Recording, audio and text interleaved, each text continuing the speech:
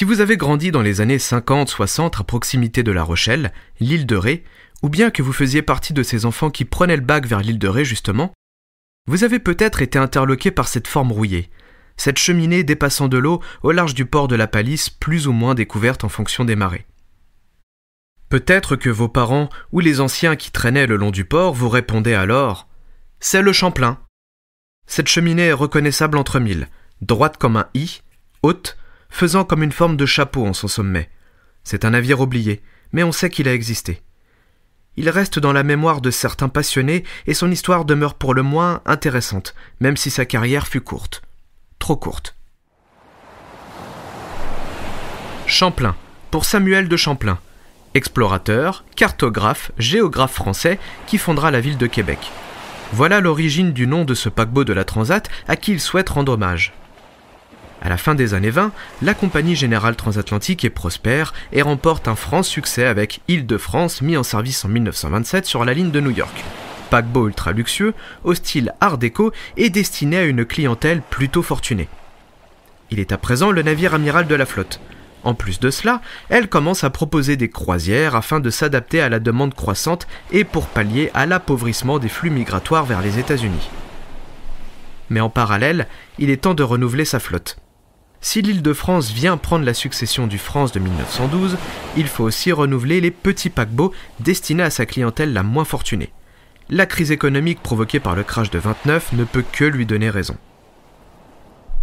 Le Champlain sera donc destiné à remplacer le Rochambeau, navire à classe unique mis en service depuis 1911 entre Le Havre et New York. Dans cette catégorie déjà en service, il y a également le De Grasse sur la ligne depuis 1924 et le Lafayette, qui est commandé en même temps que le Champlain. Rappelons que la Compagnie Générale Transatlantique est également en train d'étudier son futur super paquebot sous le nom de T6, qui prendra le nom de Normandie. Le Champlain sera un navire appelé Cabin Class Ship, et dont les équipements et le confort sont destinés à des passagers répartis en deux classes. La classe cabine, qui regroupe en gros première et seconde classe, et la classe touriste. Néanmoins, Champlain possède une troisième classe, avec le confort le plus basique possible, qui partage certains espaces du navire avec la classe touriste. Champlain fera 195 mètres de long, 25 de large, 28 000 tonnes, et sera capable de transporter 1050 passagers et 560 membres d'équipage à une vitesse de 19 nœuds. Il n'est pas fait pour battre des records ou ravir le ruban bleu. Non, laissons cela à Normandie. En tout, Champlain dispose de 643 cabines pour les passagers en cabine classe, 248 pour la classe touriste et 122 en troisième classe. Le Champlain se veut économique et sera propulsé par deux hélices latérales reliées à deux groupes de turbines vapeur, elles-mêmes alimentées par 6 chaudières Penwet. La puissance est portée en tout à 2500 chevaux. Champlain permet de mettre à l'étude les lignes ultra-modernes qui préfigurent celles de Normandie. Ainsi, comme sur Normandie, on retrouve une belle coque élancée avec l'encorbeillement de la poupe, le pont de promenade du pont arrière couvert et avec les mêmes parevents latéraux qu'on retrouve encore aujourd'hui sur Queen Mary 2. Également, le mât avant est placé au-dessus de la timonerie et non plus devant, afin de ne pas gêner la vue. Champlain est construit dans les chantiers navals de Penwet à Saint-Nazaire. À cause d'un retard du versement des subventions de l'État français, le chantier ne démarre qu'en 1931, alors que le Lafayette est déjà parti pour commencer sa courte carrière lui aussi. Assez vite, ces 8 ponts s'élèvent. Ils sont aménagés comme ceci. L'entrée dans Champlain se fait depuis le Promenade Deck, grand pont couvert qui donne sur le grand hall où se trouve donc le lobby avec son escalier majestueux et ses ascenseurs pour desservir les différents ponts. Le ton est donné. Même si Champlain est un cabin class ship, la décoration et le confort sont soignés. L'escalier mélange bois de sycomore, vernis et fer forgé joliment travaillé dans le pur style art déco. L'ensemble est surmonté par un magnifique dôme laissant descendre la lumière du jour dans tout l'escalier. Le mur face à cet escalier est recouvert d'un gigantesque miroir donnant une impression de grandeur vertigineuse au hall d'entrée. De chaque côté de l'escalier, on trouve la bibliothèque et un salon d'écriture. Derrière, ce sont les cabines de classe cabine, idem lorsqu'on longe les coursives après l'ascenseur, une succession de cabines. Ces cabines, justement, sont composées de 2 lits simples avec une coiffeuse et son joli miroir ovale entre les 2 lits. Au sol, on y retrouve une belle moquette feutrée et les murs sont blancs ou bien avec un plaquage bois donnant à la pièce une allure cossue. Dans les cabines de cabine classe, on a un accès à l'eau courante, chaude et froide. Les salles de bain sont communes avec seulement 4 ou 5 autres cabines. C'est également à ce pont qu'on trouve, à l'avant, le pont de promenade de 3e classe et à l'arrière, le pont de promenade des classes touristes, entre les grues de chargement. Remontons d'un étage. Nous voici au boat deck, soit le pont des embarcations. À ce niveau, vous pouvez vous rendre dans le fumoir très joliment décoré, très lumineux puisque bordé de part et d'autre de grandes fenêtres et surmonté d'un dôme laissant entrer la lumière du jour. Les murs sont tapissés de cuir en peau de cochon. Les poteaux sont sculptés et représentent des figures évoquant des jeux de cartes ou des personnages des contes et légendes des chevaliers de la table ronde. On peut donc y voir un valet de trèfle, une dame de cœur, d'autres sont à l'effigie même de Berthe au Grand-Pied.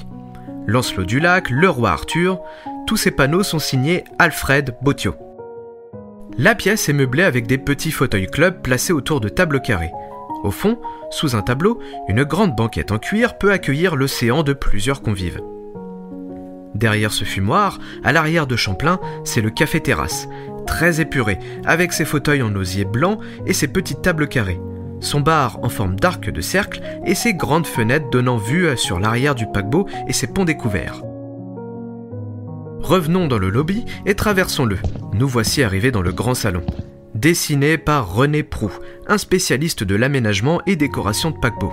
C'est majestueux et une fois de plus, très lumineux. Le sol est couvert de moquettes. Les murs au fond de la pièce sont habillés de grands miroirs donnant à la pièce une impression de profondeur infinie. Autour de ces miroirs, une peinture magistrale de Samuel de Champlain bien sûr, dans un décor de verdure avec des Indiens, en arrière-plan son bateau et une ville rappelant qu'il est un navigateur, explorateur et qu'il fonda la ville de Québec. Le mobilier est composé là aussi de tables carrées autour desquelles on trouve des beaux fauteuils tapissés d'un tissu à motif floral. À ce niveau du bateau, il n'y a pas d'autre espace réservé aux passagers. Mais, comme il est nommé boat deck, c'est donc là qu'il faudra vous rendre pour évacuer le Champlain en cas de naufrage. Vous trouverez donc 24 canots exactement, dont 14 pouvant embarquer 88 passagers chacun, 8 prévus pour 46 personnes et 2 autres pour 33 seulement. Le niveau encore au-dessus est le Lower Sun Deck. Si vous cherchez à vous maintenir en forme pendant votre traversée, c'est ici que vous trouverez le gymnase avec un salon de massage, et oui. C'est sur ce pont que les enfants trouveront leur salle de jeu et c'est ici également que se trouve la salle radio de Champlain qui est la plus moderne de son époque. Et là, tout à l'avant, on trouve la timonerie bien sûr, équipée entre autres d'un sondeur de fond pour donner la profondeur exacte toutes les 3 minutes. Empruntons un dernier escalier qui nous mène au plus grand Sun Deck, 32 mètres de long, à sillonner l'Atlantique en ce début des années 30, messieurs dames. Et oui, il ne sera détrôné qu'en 1935 par son petit frère, le Normandie. C'est là qu'on peut profiter des jeux de plein air organisés par l'équipage, tels que le badminton. D'ailleurs, regardez, il y a des filets. Allez, redescendons de quelques ponts pour arriver sur le pont A.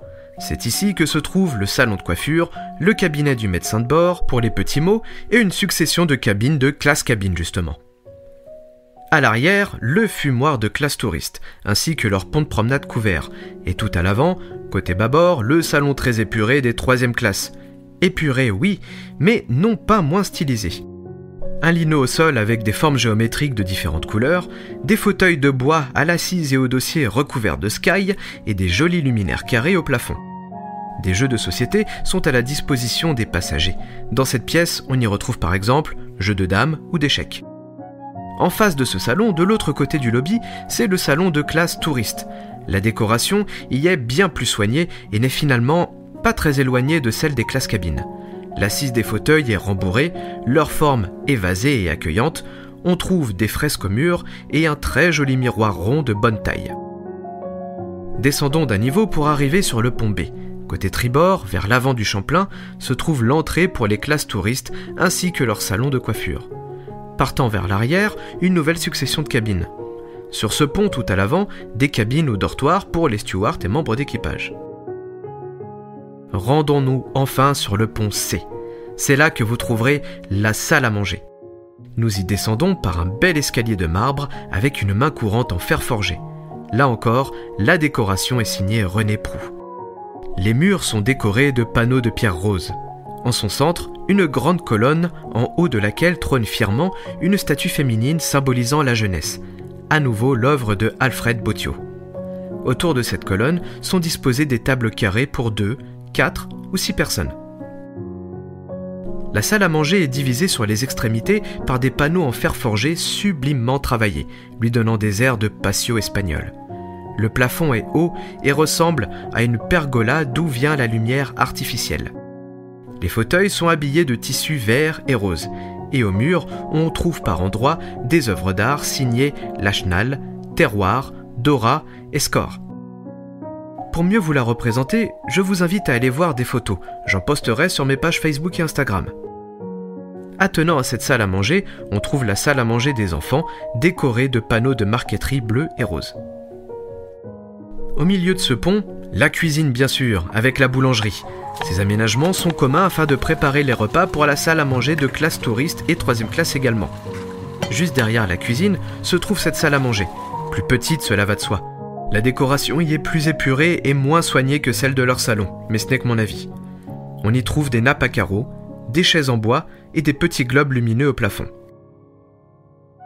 À l'arrière du pont C, des cabines pouvant être converties en classe touriste ou 3e classe en fonction des réservations. Les cabines de 3e classe sont très simples. Cabine pour 4 personnes, avec des lits superposés en fer blanc. Entre les deux, un lavabo surmonté d'un petit miroir rectangle et d'une applique murale. 2 petites étagères pour ranger vos quelques affaires de toilette. Les murs sont habillés de panneaux de bois peints en blanc. Revenons à l'avant. On y trouve une imprimerie. Souvenez-vous qu'on y imprimait le journal L'Atlantique à bord des paquebots de la Transat. À nouveau, il y a aussi des quartiers et cabines réservées à l'équipage. Sur le pont B, au centre de Champlain, les cabines de classe touriste et 3e classe côté bâbord. Et essentiellement, des espaces réservés à l'équipage, leur cuisine, les cabines des musiciens, les espaces des pompiers, les cabines des stewards, etc. Et enfin, tout au fond, les entrailles de la bête, la salle des machines, les cales, les caves à vin, les chambres froides, le garage à voitures, etc. Voilà, nous avons fait le tour dans les grandes lignes de Champlain. Vous constatez donc qu'il n'a rien à envier au grand liner luxueux en service sur la ligne de New York, et qu'il a de très bons arguments qui en font un navire de choix parmi les cabines classe des autres compagnies comme le Britannique ou le Georgic de la White Star Line, ou le Franconia et le Laconia de la Cunard. Son confort est même un cran au-dessus de son frère, le Lafayette, mis en service en 1930. Une fois le paquebot mis à l'eau le 15 mai 1931, puis terminé dans les 12 mois qui suivent, il réalise ses essais en mer le 5 et 6 mai 1932. C'est à cette occasion qu'on constate qu'à pleine vitesse, Champlain atteint les 21 nœuds. Il pourra donc effectuer la traversée vers New York en 7 jours. Le 18 juin 1932, Champlain part donc pour son voyage inaugural. Évidemment, il ne pouvait pas emprunter cette route en portant ce nom sans faire une escale par Québec. Cela étant fait, il arrive à New York le 25 juin. Au cours de son voyage retour vers Le Havre, il effectue la traversée de l'Atlantique Nord en 6 jours, 16 heures et 20 minutes. Tout à fait honorable pour un paquebot naviguant à allure modérée et un record pour cette catégorie de cabin ship. À cette occasion, le journaliste Henri Rouleau était à bord de Champlain pour revenir des États-Unis. Lui qui était plutôt sceptique sur le luxe et le confort de Champlain en descendra conquis et il publiera un très bel article dont voici un petit extrait qui, je trouve, résume bien l'avenir prometteur qui attendait Champlain et la French Line. J'ai admiré, en proie même à une violente émotion, riche décoration et machinerie titanesque, en faisant sur l'heure ce raisonnement très simpliste mais combien réconfortant. Si les Américains empruntent la French Line, qui en fait concurrence leur ligne nationale, c'est qu'ils leur chantent de vivre quelques journées et quelques nuits merveilleuses dans l'atmosphère élégante et confortable créée par nos artistes. C'est qu'au départ de New York, ils savent trouver sur nos bateaux un avant-goût de la belle et douce France.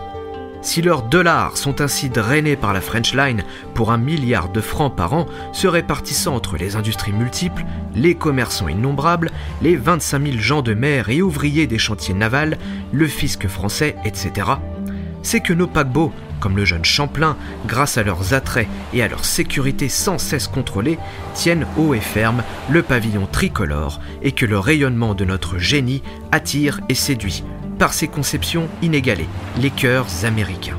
Et, puisque ces conceptions, toutes luxueuses et opulentes qu'elles soient, obtiennent la grande faveur des passagers d'outre-Atlantique, il importe de les maintenir, même de les développer sur les grandes lignes maritimes. Elles représentent en effet les progrès féeriques accomplis par notre science et notre industrie dans tous les domaines, puisque le paquebot moderne est une ville flottante. Elle révèle aux étrangers les ressources infinies de notre architecture navale, la délicatesse de nos artistes et la conscience de nos artisans. Elle rehausse enfin d'un éclat sans pareil le prestige de la mère patrie où furent conçus, construits, lancés, aménagés et d'où partent chaque semaine les merveilleux navires à la poupe desquels claque fièrement le pavillon national français. Champlain rencontre donc le succès tant auprès de ses compatriotes que de la clientèle américaine et vient un peu plus dorer le blason de la French Line. C'est un navire remarquable, novateur et bien proportionné, facilement reconnaissable grâce à sa coque et à sa cheminée au design unique en son genre. C'est en quelque sorte un chef-d'œuvre. Ce chef-d'œuvre, aussi bien proportionné soit-il, présente tout de même un défaut. Sa jolie petite cheminée est... trop petite justement. La suie n'est pas évacuée suffisamment haut et retombe donc sur le sundeck et les plages arrière. Le 10 septembre 1936, Champlain retourne donc au chantier. Sa cheminée n'est pas seulement rehaussée, elle va bénéficier d'une innovation appelée système Strombos. Ce sont des sortes d'ouïes, des ouvertures dans la tôle de la cheminée qui viennent stabiliser par un flux d'air la fumée évacuée et ainsi éviter, en tout cas limiter les retombées de suie. Cette cheminée est l'œuvre de l'ingénieur Valézy, ce même ingénieur qui dessinera plus tard les cheminées iconiques de France. Une fois cette modification terminée, Champlain quitte les chantiers et retourne effectuer ses rotations à la fin du mois d'octobre 1936. Rien ne saurait venir troubler ces belles années qui se dessinent. Normandie a rejoint la flotte en 1935, imposant la French Line comme une compagnie de premier choix et forçant le respect de toutes les autres compagnies qui le jalousent. Voyez à ses côtés l'Île-de-France, le Lafayette et le Champlain qui part régulièrement faire des croisières vers Nassau, la Havane ou le Canada. La fin des années 30 approche et son bouleversement mondial avec.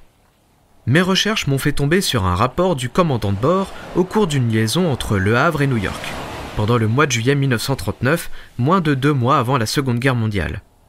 Champlain arrivera en retard pour un tas de raisons, dont des manœuvres difficiles et des mauvaises conditions.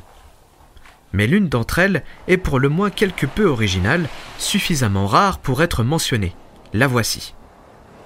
3 jours avant l'arrivée à New York, une de nos passagères est tombée gravement malade. Le médecin de bord vint m'informer qu'une opération chirurgicale urgente devait être envisagée pour sauver sa vie.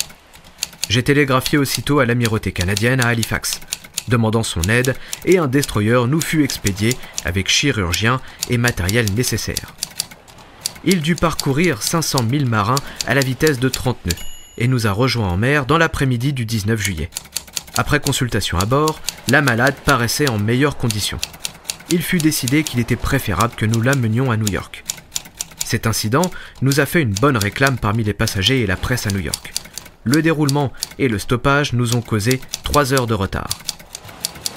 Un bel exemple de ce qu'il peut parfois se passer en mer. Nous voici donc en septembre 1939. L'inévitable Seconde Guerre mondiale éclate alors que le Champlain est en liaison entre Le Havre et New York. Il accoste au quai de la French Line le 5 septembre, à côté de Normandie. 1089 passagers débarquent. C'est supérieur à son taux de remplissage, mais cela s'explique par tous les civils et ressortissants étrangers préférant quitter le sol français avant le début du conflit. Le rapport du second capitaine note que le navire est camouflé en gris neutre, dont une seule couche suffit. Il note la bonne qualité de la peinture qui, après plus de 15 jours de navigation, ne s'est pas enlevée. Il note également que cette peinture qui ne brille pas le rend le Champlain peu visible, surtout en pleine nuit. Les hublots et fenêtres sont eux aussi recouverts de peinture grise qui, d'après le second capitaine toujours, part facilement et sans gratter si on utilise de la pâte à lustrer le cuivre. Les travaux de peinture du Champlain dureront 3 jours à New York. En parallèle, on décide que Normandie reste à New York où on le pense plus en sécurité, loin du conflit qui ébranle l'Europe et dont les États-Unis n'ont pas encore pris part. Certaines photos sont donc très fortes. On y voit Champlain et Queen Mary vêtus de leur robe grise, terne, triste, et Normandie portant fièrement ses couleurs, contrastant avec ce triste tableau et les temps durs qui suivront. Champlain repart de New York le 9 septembre avec seulement 13 passagers à bord. Mais vous le savez, l'avancée fulgurante des Allemands, ultra préparée et inarrêtable, et la défaite de la France et des Britanniques devient vite une évidence. Le 4 juin 1940, Champlain quitte pour la toute dernière fois New York. À son bord, on vient de charger des lingots de cuivre, beaucoup de matériel de guerre dont 2 canons, et répartis entre ses cales et ses ponts supérieurs, 30 avions Curtiss en pièces détachées, rangés dans des caisses. On y embarque également 200 passagers dont Étienne Payen de la Garandrie, commandant du Normandie qui a décidé de rentrer auprès de sa famille, ayant de plus en plus de mal à communiquer avec les siens. Personne ne profitera de son sun-deck complètement encombré par les caisses pendant cette traversée. Champlain arrive à Saint-Nazaire cette fois, où il débarque ses passagers le 12 juin. Le contexte est tendu. Souvenez-vous que, quelques jours auparavant, eut lieu à Dunkerque l'opération Dynamo, au cours de laquelle l'amirauté britannique a évacué ses troupes. En grande partie, on va dire, car il en reste encore beaucoup qui ont été appelés à se masser à Saint-Nazaire en vue d'y être embarqués vers l'Angleterre. J'y rentre plus en détail dans mon épisode consacré au Lancastria. Je vous invite à l'écouter si ce n'est pas déjà fait. La tension monte de jour en jour. L'aviation allemande survole la zone, des bombardements ont lieu, des navires sont coulés dans le golfe de Gascogne. Les caisses d'avions Curtiss devaient y être débarquées pour être assemblées dans les usines du centre aéronautique de Bourges. Le 16 juin, Saint-Nazaire connaît son premier bombardement. De crainte que les Allemands prennent la cargaison ou coulent le navire qui viendrait boucher l'embouchure, on demande au Champlain de quitter Saint-Nazaire et d'aller se mettre à l'abri en rade du port de La Palisse à La Rochelle. Il emporte avec lui un peu moins de 200 nouveaux passagers, uniquement des civils, dont beaucoup d'employés de la Transat. Demain, à La Palisse, on prévient le personnel de bord qu'ils vont accueillir des passagers qu'ils seront surpris de voir à bord. Afin de préparer l'arrivée de ces nouveaux passagers, des vivres et des draps propres sont chargés à bord de Champlain. On apprendra bien plus tard que ces mystérieux passagers étaient des membres du gouvernement français et leurs familles, qui prenaient la fuite après la chute du gouvernement. Ils espéraient pouvoir constituer un nouveau gouvernement en exil, loin de la pression des Allemands. Champlain aurait dû les emmener à Alger. Ils embarqueront finalement à Bordeaux, à bord du Massilia. C'est une toute autre histoire rocambolesque qui ne se solde pas par un naufrage.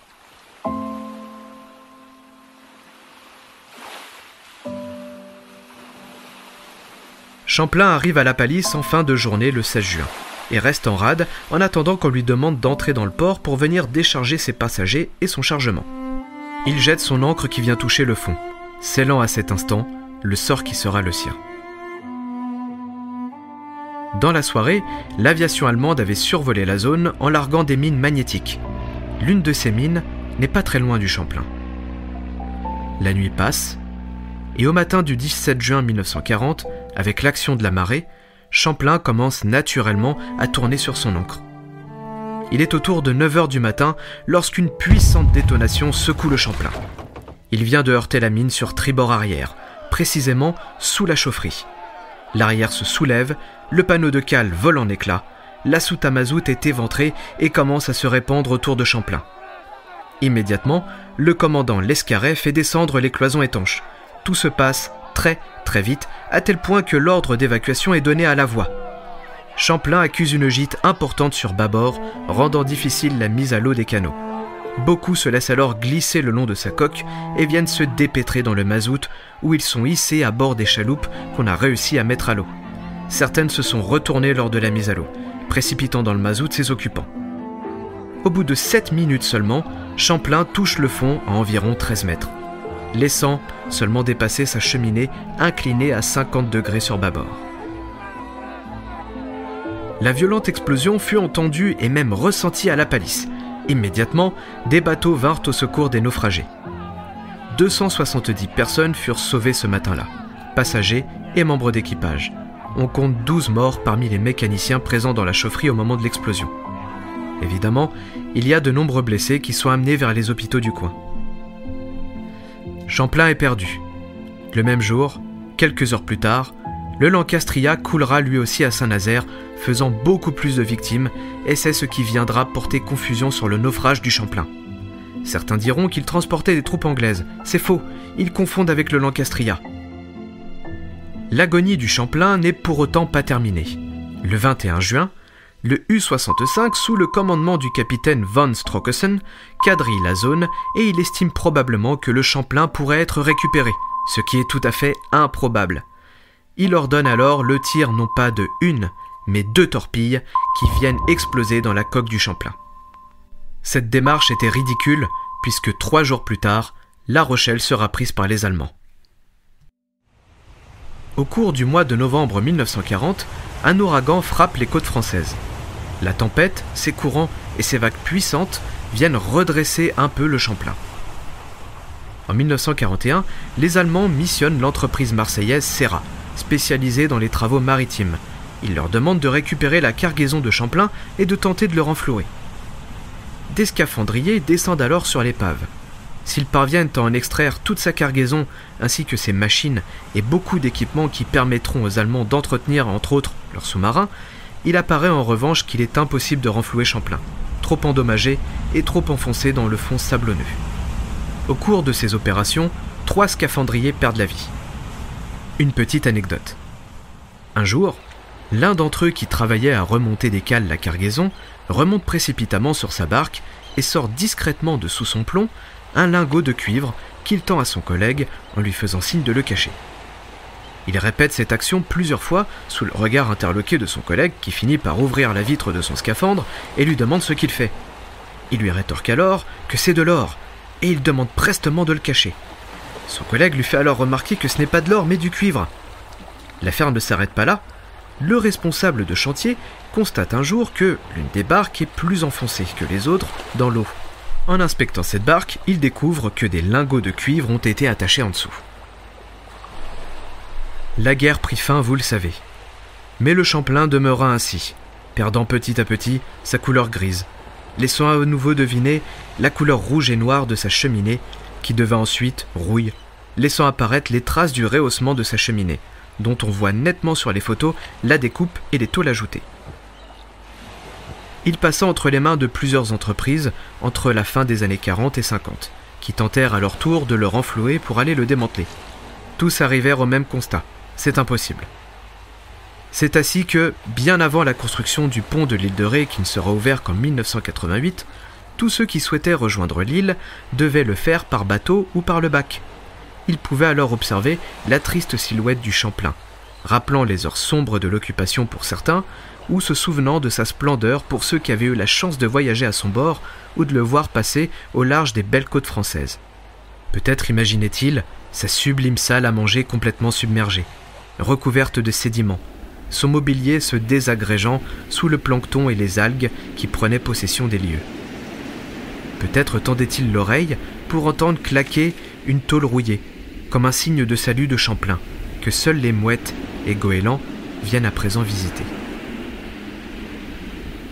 Au gré du vent, des embruns marins, des courants et des tempêtes, Champlain ne bougea pas. Il faudra attendre 1963 pour que, enfin, l'entreprise Serra, à nouveau, vienne découper sur place l'épave de Champlain. L'opération dura 6 ans et sera achevée en 1969. Toutefois, des zones d'ombre demeurent. On ne sait pas ce que sont devenus les éléments décoratifs de Champlain. Ont-ils été démontés au cours d'une escale au Havre ou à New York ? Sont-ils restés à bord jusqu'à la fin ? Par exemple, la statue de la jeunesse, qui était dans la salle à manger, fut vendue aux enchères par la maison Drouot en 1998. On ignore quelle était sa provenance, ni ce qu'elle est devenue. Probablement partie dans une collection privée. Idem pour les colonnes du fumoir. Quel fut leur sort ? Où sont-elles aujourd'hui ? Chez un particulier, ou bien dans les réserves de la French Line qui ne les a pas encore répertoriées ? Si vous avez des informations, n'hésitez pas à me les partager. Si toutefois vous souhaitez approcher une relique de Champlain, rendez-vous à Honfleur, à la Lieutenance exactement, à l'angle de la rue du Vieux Bassin. Levez les yeux, vous verrez un buste en bronze représentant Samuel de Champlain. Ce buste ornait un espace commun à bord du Champlain. Il fut trouvé chez un antiquaire par un mécène québécois qui en fit don à la ville de Honfleur, d'où était parti Samuel de Champlain lors de son voyage en vue de fonder la ville de Québec. Dans l'une des vitrines, au musée de la Marine à Paris, vous tomberez sur l'un des éléments qui constituait la sirène de Champlain. Au musée du Bunker, à La Rochelle, au détour d'une vitrine, votre œil sera attiré par une bande de bâchis portant le nom Champlain, au-dessus de laquelle vous pourrez observer une assiette de porcelaine et de l'argenterie provenant de l'épave. C'est tout ce qu'il reste de connu de Champlain. Bon, toutefois, au cours du découpage de l'épave, il était impossible de récupérer les fonds plats de la coque trop enfouis dans le sable. Il me plaît à penser qu'un peu de ce bateau, un peu de son histoire, repose encore là, dans les eaux, dans son élément. Au cours de sa courte carrière, Champlain aura transporté en tout 82 054 passagers. Mon récit est maintenant terminé. Afin de réaliser cet épisode, je me suis aidé du blog de Xavier Cuvelier-Roy, qui réunit beaucoup de documents et d'informations sur Champlain. Un vrai travail de passionné dont je salue la mémoire.